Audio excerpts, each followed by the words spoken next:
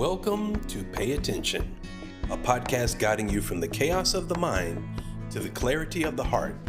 Here's your host, Holly McNEILL.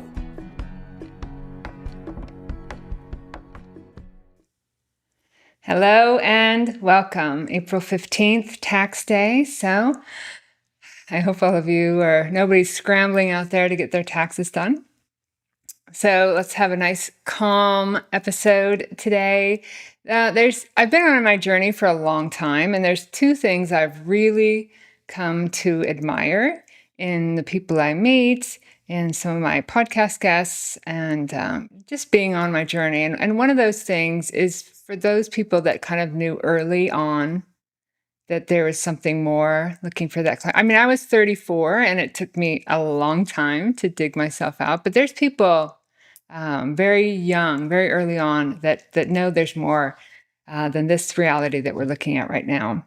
And the second thing is people that have teachers, someone to teach them along the way. I, as you'll hear in the recording, at the risk of repeating myself, I never really had that. But I did have some teachers that really meant a lot to me and helping me find my way. And today, I'm bringing one of those teachers online. Mark, welcome to the studio. How are you? Holly, nice to be here. Yes, thanks. We met in the studio a while back, so we'll be playing that here in a minute. Mark is in Minneapolis. Is it spring? Has spring sprung there in Minneapolis? Finally. Yeah, we have a beautiful day. Yeah. My son lives there. I lived there for 12 years. It can get really, really cold. So I'm actually thinking, I live in Southern California, and I've done this before. I've taken a road trip out there this summer. I just love to road trip. But anyway, Mark and I met in the studio, and so we're going to go to that so you can hear about how we met and a lot more about his work.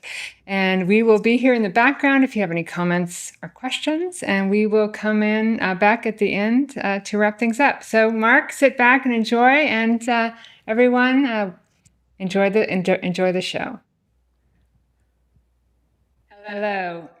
Long ago and far away, well, long ago, but not so far away. I'm in Southern California right now. I hit a really low point in the Black Hills of South Dakota, my hometown, and set off on a journey to better.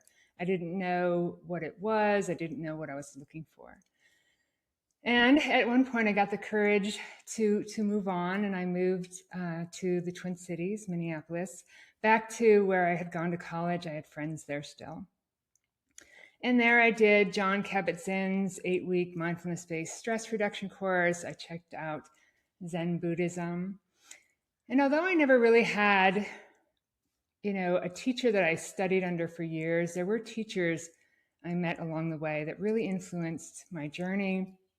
And today I'm so grateful to be speaking to one of those teachers, Mark Nunberg of Common Grounds Meditation Center. Mark, welcome. Thank you so much for being here today. Common Grounds, tell us, Common Grounds is in, I guess, technically South Minneapolis. It's been in the news a lot lately, and a place that's had a lot of our thoughts and prayers. But finding Common Grounds was such a grounding place for me. So tell us a little bit about yourself, how you got to be a Buddhist meditation teacher, and how Common Grounds came about. Yeah. Well, kind of begins where a lot of our story begins when we leave college or leave, high school and that time of life where we have to figure things out for ourselves. And like a lot of us, I came from, the conditions of getting ahead in life and being successful and a lot of that typical energy that we find here in our country at least, and maybe everywhere. And but just being sort of a reflective person all the way through childhood, it just occurred to me, where does this striving to get ahead, whether that was, academically or athletically or socially, where does that all go? And Yeah, it didn't take too long. By 24, I was really, even though I have a lot of that ambition sort of wired into me just from my culture and my family upbringing, um, but it wasn't long before I was just asking questions that I didn't have answers for. Like, what's the point? You get ahead, you achieve this goal, you jump through that hoop, and then you just end up with another hoop to jump through, another goal to achieve. And it just started to feel like I was going through the motions that were defined by this kind of cultural process that nobody had been clearly thoughtful about and nobody really have answers for. And it was a little scary, like having to figure out, like, what am I going to do with this life? What should we be doing with our lives? And very quickly, that brought me to the question of I'm born, I live, and then I die. And we don't know, no one really seems to know what that means. I was raised as a Catholic. I had a pretty good experience in the Catholic Church as a child. And it felt relatively wholesome from my personal experience. And but it wasn't answering questions. So I started to do my own exploration around what people thought about that truth of our mortality, and that pretty quickly led me to Buddhism and other Eastern thought and the practice of meditation. And so by age 23 or 24, I started to explore meditation practice, had some powerful experiences early on, and it just became clear, oh, this is more important, seems to be in the direction of addressing some of these unanswered questions deep in my heart. And I kind of made some changes. I was working at a management consulting firm after college and sort of doing that achievement thing. And I realized, I needed a different lifestyle to support my interests. So I made some changes. I got into elementary education so I could have my summers free. I thought it would be easy. It wasn't, being a school teacher. But it did give me a lot of time. And I moved. I didn't know much at the time. I was just sort of following my nose. But I had been to Berkeley, California earlier, just meeting up with some friends. And I just had the sense there was a lot of spiritual opportunities in that part of the country. Really? So I moved to Berkeley, got my elementary school license, started teaching in the Bay Area, the San Francisco Bay Area, and started participating in both yoga and Buddhist practice, and sort of never looked back in terms of developing my practice, going on retreats. And then roundabout way, I moved to New York City to be with a teacher, and then eventually back to Minneapolis with the idea of having lived nearby and even inside of spiritual organizations. I really felt the support, as a layperson, to have that kind of spiritual community. So I had met my future spouse, Wynn Fricky, in New York City. We both moved to Minneapolis then with the idea of starting a meditation center. So was Common Grounds that community that you developed, or when did you open? Yeah, Minneapolis. So by 1993, we had purchased that place. We started Common Ground Meditation Center, affiliated with the local Vipassana or insight meditation community here in the Twin Cities. And we've sort of been partners with the other insight meditation organization here in the Twin Cities since that time. So It's been about 33 years. Wow, that is amazing. So you're part of the Insight meditation organization, which is it worldwide or countrywide, or? Yeah, I would say worldwide. It comes out of the Theravada Buddhist tradition in places like Burma and Thailand and Sri Lanka. But here in the West, generally we refer to it as insight meditation or Vipassana meditation, or sometimes early Buddhism. And, there's places like Insight Meditation Society in Massachusetts and Spirit Rock. So those are sort of our lineage. Jack Kornfield and Joseph Goldstein and Sharon Salzberg are some of the early teachers in this Western version of Theravada Buddhism. Western version. Yeah, I've heard the Western version. I practiced in the new Kadampa tradition for 5 years, but really trying to bring it to a more applicable place for people in their day-to-day lives. But what you described, Mark, and especially people are so lucky when they have those questions early. What you described is your journey, right? To awareness, to understanding and clarity. For me, I hit what's now known as a quarter life crisis at 34. And like I said, I Hmm. had no idea what I was even looking for. And I moved back to Minneapolis in 2006. And by 9 or 10, I kind of knew that I was looking for awakening, awareness, still didn't really understand how to get there. But the beautiful part is that you don't really have to know how to get there. And then, common grounds showed up. So someone, starting on this path or wanting to find that clarity, it's a way of living, isn't it? It's more than just a practice. Yeah, yeah, it's a lifestyle. I mean, ideally, it's a lifestyle, Mm-hmm. but the avenue in can be, pretty diverse reasons that people get involved, and it's okay if our way in is what later we might consider pretty superficial, like Mm-hmm. we just want to feel better, Yeah. or our good friend is involved and we're Uh-huh. curious, or because sometimes just getting close to practices and some of the values, it awakens what was there dormant in our heart, like that life has purpose that we didn't earlier conceive of. Yeah, I mean, and whether you call that spiritual freedom or awakening, it just doesn't really matter what we call it, because it's something deep and intuitive and embodied. It's here. And so, one way or another, we want to find that. And that's going to help guide our way forward, because it is messy, especially here in the West. There's so many traditions, so much good wisdom around, basically all the depth of human history with spiritual understanding is available a click away. So Yeah. it's a confusing time in some ways. It's also a really rich time.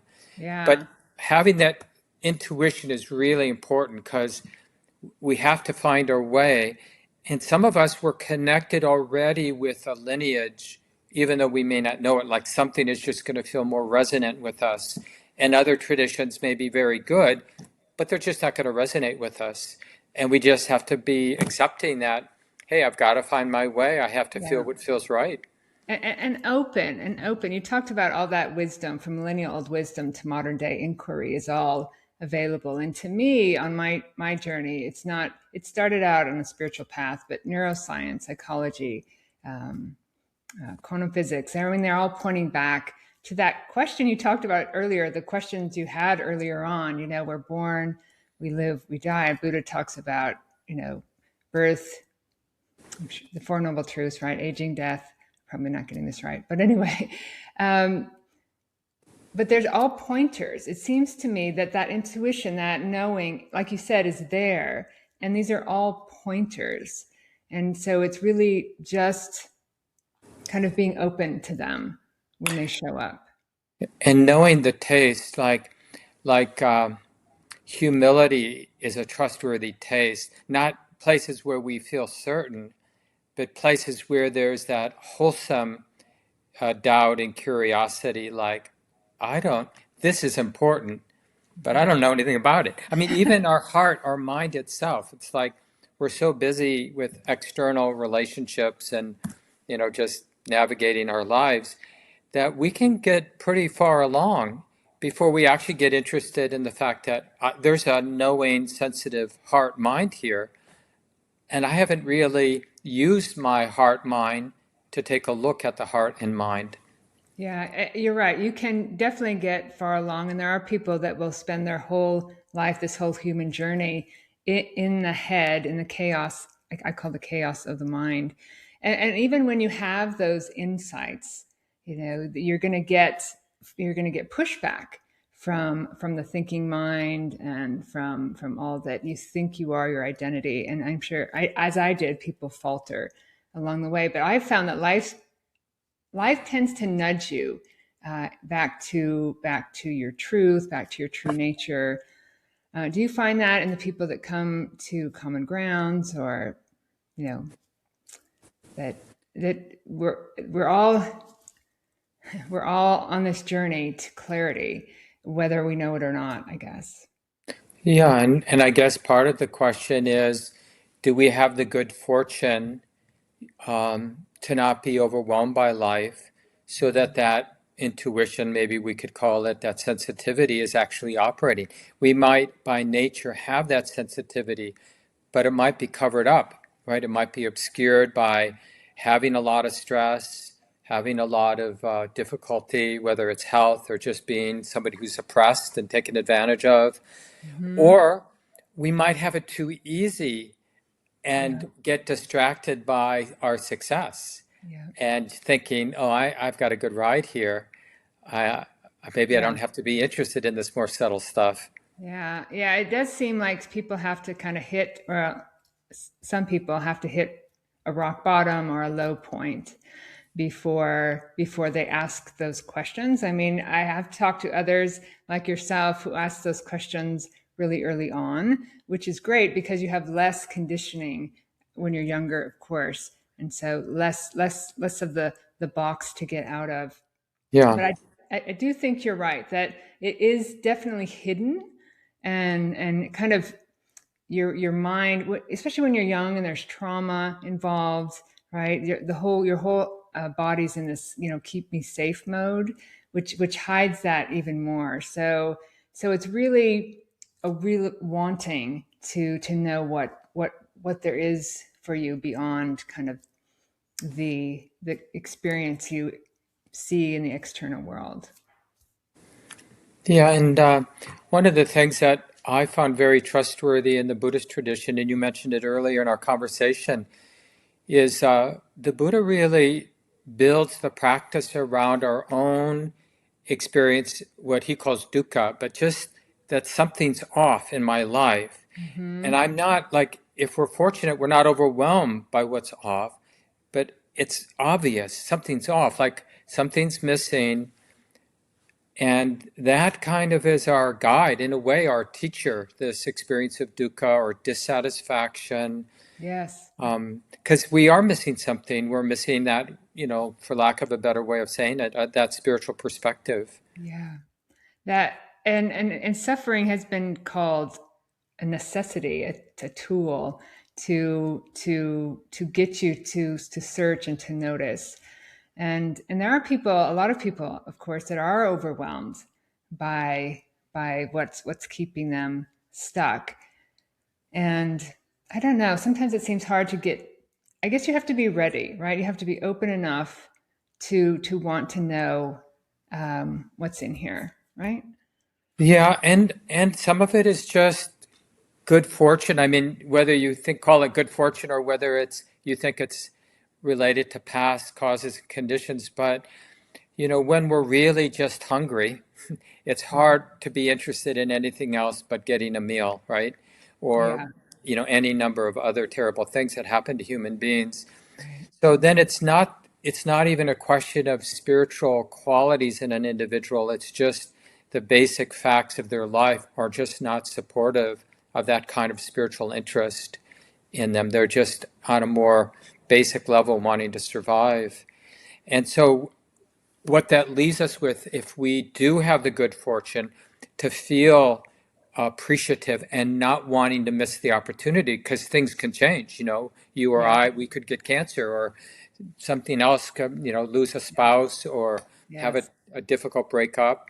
And Mm-hmm. that would disorient us for a while. We'd be kind of caught up in the swirl of that for a while. And some of our spiritual intuitions would go on the back burner.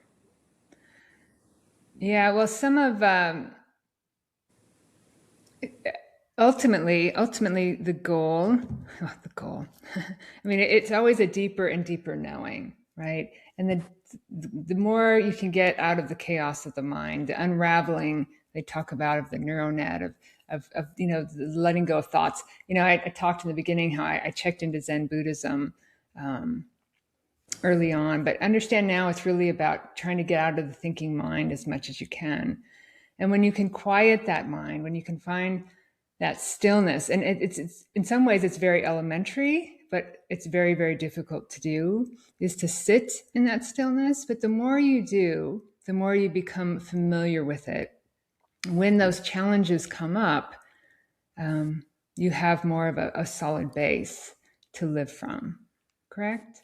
Yeah, and you have a different relationship with the thinking mind.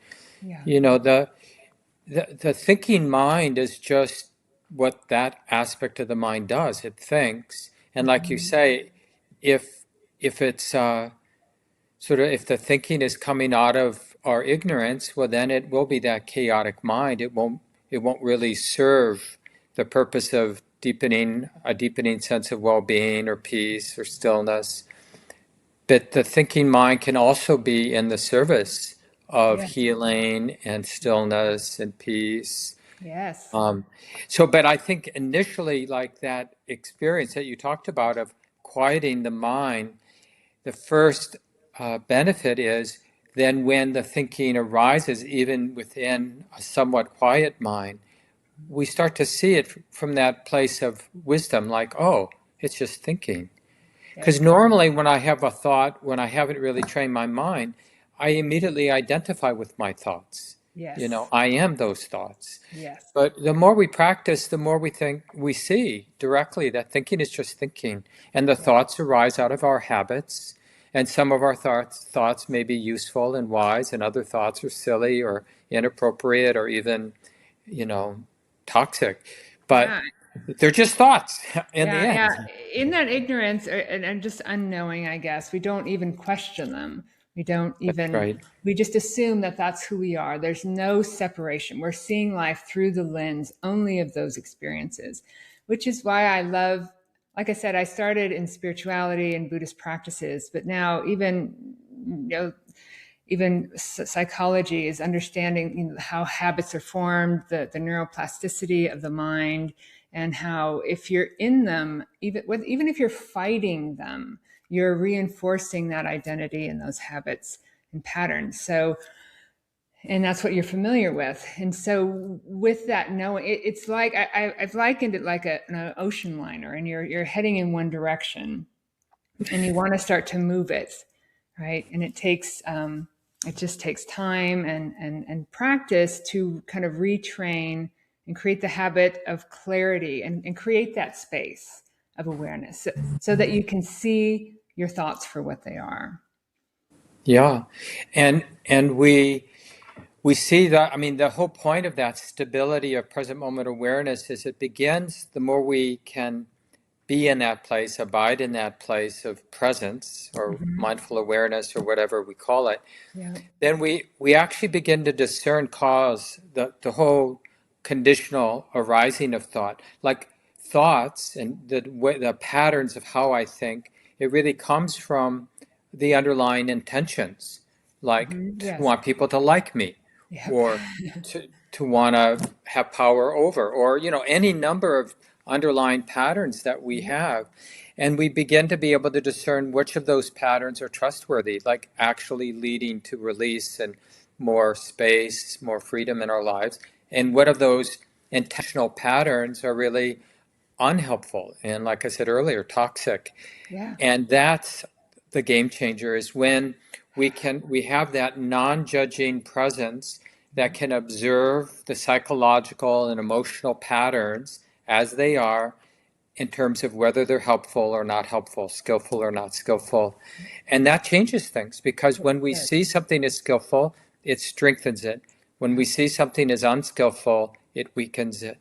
We don't have to be the person who gets rid of our unhelpful patterns. We just need to really see clearly that Deepen. it's unhelpful, and that is the weakening itself. Yeah, yeah, that is in the light of awareness. Those habits and patterns, you in just seeing them, they lose their power, right? Because Exactly. you're no longer seeing life through that lens, and that is the journey, right? Out of that lens, out of that chaos of the mind, into that awareness, and the further and further you get, I guess the bigger you grow your field of awareness, the more clear those patterns are. I've been practicing for years, and when I was younger, I always thought that I would go to school and look in the mirror and I would see ugly, and then I'd go home at night and I look in the mirror and I would see pretty. And so it helped me later to realize, right, that that's what my brain is telling me. I could see from a distance exactly, that what truths and non-truths I was leading my life from. So yeah, it's the journey to liberation, really, to freedom from those beliefs. When we're born, right, we're open, and we don't even have our first thoughts for the first 6 months, and then all these things happen to us, and we get kind of lost. And so that liberation is just seeing those thoughts. You don't have to push them away or, like you said, rectify them, just question them and see them. So Yeah, and there's like I was saying earlier, it's the thoughts are what's on the surface, but as we peel back the onion, there's sort of a deeper understanding and kind of qualities of intention that comes out of our understanding that then generates the thoughts. So what really is needing to get transformed is the deepest understanding in the heart, in the mind. And in Buddhism, we talk about that sometimes, like wrong view or wrong understanding is this very deep, mostly unseen habit of imputing a sense of I, me, or mine, this self-centeredness. right. And we just do it automatically because it's such a deeply embedded habit. But the more we have that stability of present moment awareness, we see the thinking, we see the intentions or motivations under the thinking, and we see the underlying self-centered views that's there. And we begin to see how that whole conditional process of that self-centered view and the intentions that flow from it and the thoughts that flow from those intentions, that all of that is just nature. It's just the habit of the mind. But when it's seen, it can be seen as not helpful. And that the heart's willing to let go. When it really sees, really feels that it's not helpful, it's willing, naturally, the heart explores abandoning self-centeredness. Yeah, And we realize we feel dependent on it until the heart steps away from it. it can be scary, right? That I, me, Yeah. my. I Because we remember. know it well. Yeah, we do, and I remember the moment. I saw enough to say that even Holly, right? I wasn't Holly when I got here, is part of that construction. And Yeah. then when you see that you are less of who you think you are, you're less attached to it, right? You're less ignorant of who, of the awareness of the clarity that's beyond the thought. And what I love is that this journey is available to everyone. I mean, there are, in Buddhism, obviously, they talked about having many, many lives, and some people are more ready for it than others. But if you're searching for it and you're open to it, it's a journey available to everyone. Yeah. Because just like spinning, doing the same thing and getting the same results, that's also available to everyone. Yes. And it's just a question of the supporting conditions being there. And our job as practitioners, is to hear maybe teachings and supports from people like yourself and other spiritual leaders and teachers, and then checking them out in our own lives. Because it doesn't help to be affiliated with, Buddhism or another spiritual tradition or spiritual teacher. What helps is to actually do the work ourselves, to get interested in what are the causes for suffering, stress, what are the causes for release from that stress. Yeah, like we talked about before, everything is pointing you towards that, but it is the work of meditation. In Tibetan, the word gom for meditation means to become familiar with, right? Yeah. To familiar with what's going on in your mind, and eventually, when you see that clarity, like you said, you can use thoughts from a place of wisdom, right? Yeah. To teach others and show others, which is what you've been doing at Common Grounds for 33 years now. Yeah. And this conversation, we're using thought and words. Yeah, And so presumably, hopefully, it will be useful. And if not to anybody else, the two of us, maybe, right? absolutely. Oh, of And course. and so there is a place for skillful thought. So if someone's listening to this right now, and people on my journey, when I was completely lost and I had no idea where better was, I was just open to it, and books showed up. I heard conversations as people walked by, a song or something on the radio, someone coming across this podcast right now, hearing it, and they think, wow, this is something I really want to look into. What is something they can do right now, or what's the first step, or what's something you can leave them with? Yeah. Well, I think, it's hard to do anything in our life of real depth and value without sensitivity. So just understanding, because a lot of our regular habits in life Mm-hmm. desensitize ourselves. And so we're just more numb and less connected, less embodied. So just that beginning, like whatever's going to be in the direction of healing and clarity and seeing what I'm not seeing and setting good in motion, it's going to involve me being sensitive because I'm going to have to feel my way. So what am I doing that is not in the direction of being more sensitive, more When you talk present? about sensitivity, you're talking about presence, about really being open and present to what's actually going on. Right, because you know how it is, Holly, because I think it's true for all of us. We all have our ways when things had a hard day, we don't want to be sensitive. We want to disconnect, I'm Yes. going to Yes. turn the TV on or I'm going to have a drink or whatever, Get on my people have phone. their own ways. Yeah. And, it's understandable. We don't want to get tight about these patterns. We just want to understand that it's not a long-term strategy. Disconnecting is not a Mhm. long-term strategy. Being numb can't be a long-term strategy, even though we may use it in moments, Mhm. to soothe the nervous system or for whatever reasons. But the longer trajectory has to be towards being more present, more sensitive, like Mhm. where we're actually feeling what we're feeling.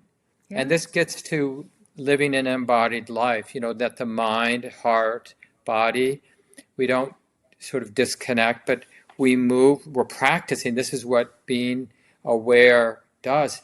We're moving through our lives, making our choices, having conversations with each other from this place of integration, where Mhm. I feel my body is here too. And I Mhm. feel my sensitive heart, like my feeling heart is here too, Yeah. right? As well as my thinking mind. It's all here and now. And there's this wise awareness that it's here and now, Yeah. this integrated, That way arises. of being. Yeah, we could talk forever. I can tell, and I find I find gratitude is a good way, a good door. Just to start to be grateful for what you do have, and being open to, yeah, Yeah, stay. because it brings us back. We feel more safe when we're grateful, Yeah, safe yeah, enough to feel, safe enough to be here. Because there's some beauty. The gratitude itself is beautiful. And that beauty, that goodness, it's like, oh yeah, I can relax. I can be yeah. here. And then you can feel that relax, that peace, and that openness. And at first, anything when you start, or when I start, you just get glimpses of it, right? And it's quickly covered up. But just notice those glimpses, and and hold on to them as long as you can, as objects of meditation or whatever. So Yeah, that's good yeah, advice. Just seeing the beautiful through things yeah. like gratitude. Yeah, it's a journey well worth taking, and a lot of people are ready and open to it. Some may not in this life, but others. So yeah, go out in nature, gratitude, kindness. Those are all pointers as well.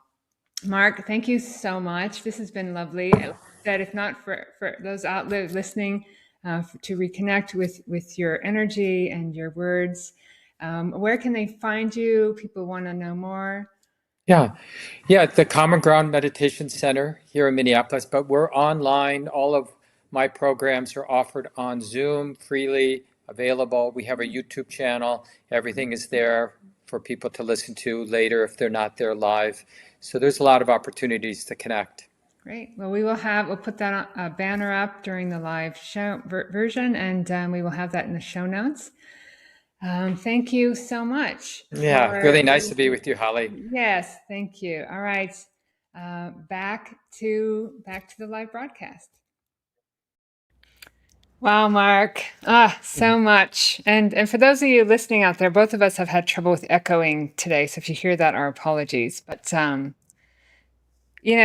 like I said, you were a teacher of mine long ago. And speaking of your teaching, I have a friend, Cheyenne Moore, who's been on the podcast, and she showed us, or she put this comment out. And I'm not showing that because she says I was glowing, but that you were so well-spoken, grounding this information for beginners to feel welcome to this type of healing. She also said that she loves the peace of your words. So tell us a little bit about the people you get into common ground, and I suppose you get people of all different places in their lives, right? Yeah, absolutely. Some people come because they're interested, they heard something and it perked their curiosity. And like you mentioned in the conversation that we recorded, some people hit bottom, whatever that is, and they don't know what to do with their pain, and they're looking for help. And maybe it's word of mouth or whatever, or just good luck, they come in the door that way. And many other reasons too, of course. Yeah, you said, and thank you, Cheyenne. I love Cheyenne for your comment. You said that it's really just even getting close to the practice, right? You don't have to. It's not like there's a test, or it's much more of a letting go, but just putting yourself into that situation where you can hear the words and start to take it in is a first step for someone that's curious, right? Yeah.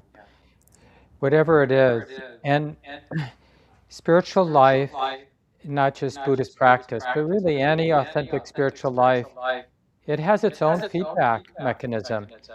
It feels good.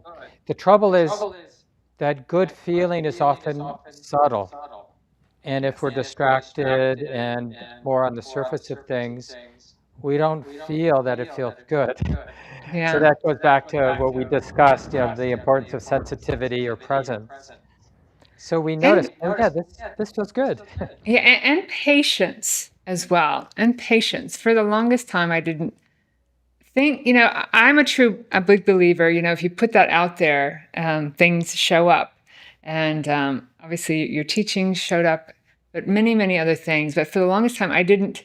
It's kind of a fake it till you make it. There's enough out there. There's enough proof. There's enough pointers that this clarity, this peace is available to everyone. And so just not giving up, the mind will try to keep, you get these new ideas and the mind's going like, what is this? This is not what we've been practicing. So you're going to hit that resistance. So really, I guess, depending on your karmic imprints or wherever you're at, or your conditions, causes and conditions, it takes, I guess some people can feel that peace more readily, and others it takes a while. Yeah, and I think some of the learning we have initially when we're getting on a spiritual path is the clarity is really around what doesn't help, what doesn't work in our life, right? Yes. And It's so like we're shedding that, yes. but we don't really know what works, but we know what doesn't work. And that takes a lot of patience and courage, like to let go of what doesn't work without knowing where we're going. Yes, and that trust was one of the last things for me, just to completely back away from everything I think things need to be, the way I think things are, back away and trust that heart-mind connection, that part of you that's in the silence and in the stillness, because it does come through, and trust really, helped to move that forward for me. Yeah. And the Buddha talks about becoming independent, and it's really that, I think what you just said is really about that spiritual independence where one way or another, our own lived experience becomes our teacher, and we have trust. I can find my way by That being that is present. that's exactly, one way. If you start to look at your life as a teacher, what is it showing me? It will, and often, if you don't catch it, if you're not seeing it, it repeats. That's why people tend to repeat things over and over and over again. Yeah. And you talked about a spiritual life, and you don't have to, you don't have to quit your job, you don't have to meditate, in a cave for years, and people can live their lives and still be on this journey, wouldn't you say? Yeah, I think one of my teachers, his response to that sort of question was, the biggest obstacle isn't your particular life situation, whether you've got a lot of duties and responsibilities or not. The biggest obstacle is thinking that I can't practice because of these situations in my life. Yeah. Because it's very easy to make excuses for ourselves. Yeah. And it is exactly that. It is the thinking, seeing what you're thinking and how it's affecting your life. Because as we just said, you can use everything in your life to move that clarity and that awakening along. So Yeah. The Buddha had this, I think, really helpful instruction. He said something like, drop by drop, the bucket gets full.